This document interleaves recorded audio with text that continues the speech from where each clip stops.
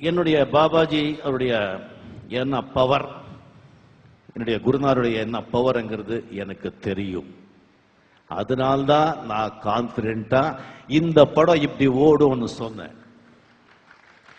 அதுக்காக என்னுடைய பாபாஜி ரொம்ப பவர்ஃபுல், என்னுடைய ஆண்டவன் பவர்ஃபுல் அப்படின்னு சொல்லி நான் என்னுடைய காடை நான் உங்களை ரெக்கமெண்ட் பண்ணல, நான் இன்ஃப்ளூயன்ஸ் பண்ணல.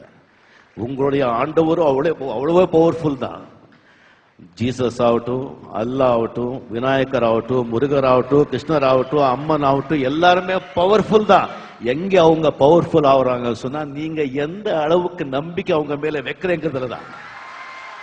எந்த அளவுக்கு நீங்க அவங்களுக்கு நம்புறீங்க அதுலதான்.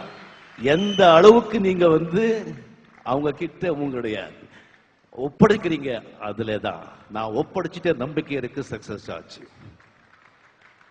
எஸ், ஆண்டவன் இருக்கான், நல்லவங்க வாழுவாங்க, கொஞ்சம் நேரம் ஆகும், அவ்வளவுதான்.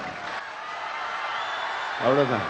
சோதனை வரும், சாதனை எப்போ ஆகும்? நீ சோதனையை சந்திச்சாதாயா சாதனை ஆகும்.